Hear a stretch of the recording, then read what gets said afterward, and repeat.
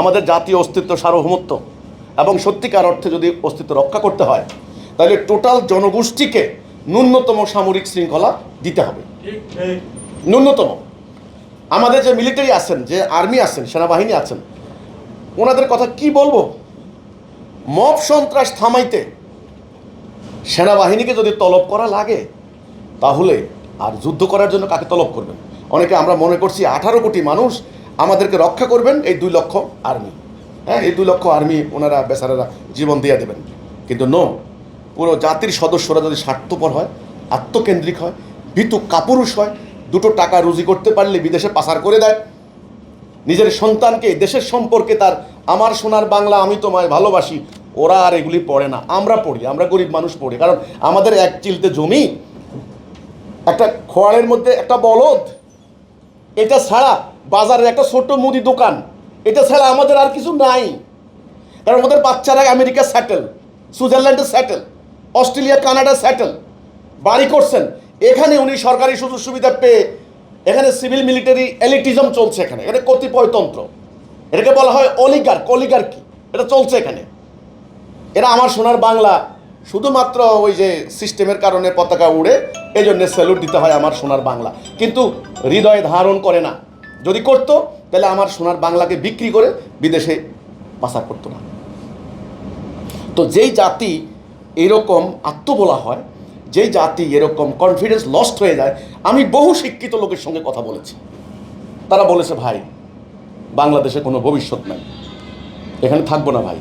আমি 2 দিন আগেও এক ভদ্রলোকের সঙ্গে কথা বলেছি, ওনার ফ্রেন্ড হচ্ছে আপনার হলো মেরিন ইঞ্জিনিয়ার, উনি বিদেশে সেটেল হয়ে গেছেন পোল্যান্ডে, জায়গা টাকা কিনে বাড়ি করে ভিডিও করে পাঠায়, দোস্ত এদেশে থাকবো না, থাকিস না দোস্ত, এদেশে কিছু নাই।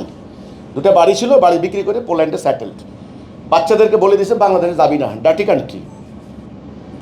তো এ দেশের ভবিষ্যৎ তো ওরা ধ্বংস করে দিয়েছে আমাদেরকে। এখন আমরা কি করবো? কোথায় যাবো আমরা?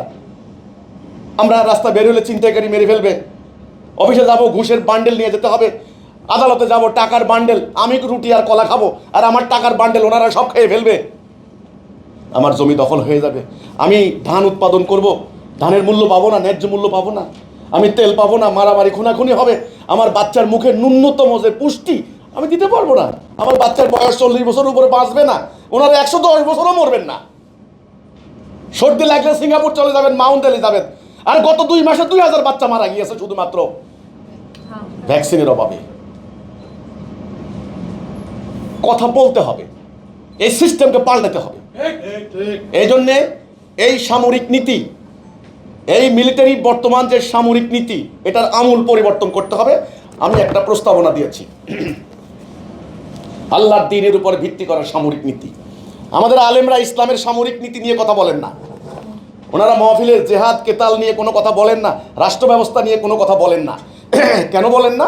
ওনারা আমাকে বলেছেন যে ভাই দেখেন আপনি বলেন, ও আমি মার খাই, আপনারা বললে আমি চাকরি খান চলে যাবে, আমার মাদ্রাসা চাকরি থাকবে না, মসজিদে আমার চাকরি থাকবে না, আমারে বলবে জঙ্গি। আমি বললাম আপনি যদি জঙ্গিবাদ না করেন, জঙ্গি বলবে কেন? বলতে পারে সাময়িক, সত্যের জয় চিরস্থায়ী।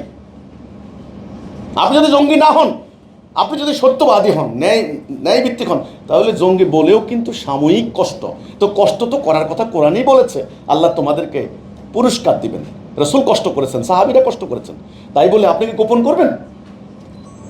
ওনারা ইসলামের সামরিক নীতি বলবেন না, ইসলামের বিচার নীতি বলবেন না। আমি গুনাহগার, আলহামদুলিল্লাহ আমাকে সুপ্রিম কোর্টের বিজ্ঞ আইনজীবীরা সুযোগ দিয়েছেন, আমি ওনাদের জন্য আল্লাহর কাছে দোয়া করি। আমি সুপ্রিম কোর্টের সর্বোচ্চ জায়গায় গিয়ে বলে এসেছি যে আল্লাহর দেওয়া বিচার ব্যবস্থা কায়েম করেন, তাইলে আপনারা শান্তি পাবেন। এই কথাটা বলার সুযোগ আমি পেয়েছি, কিন্তু ওনারা জীবনে কোনো আলেম বলতে পারেননি।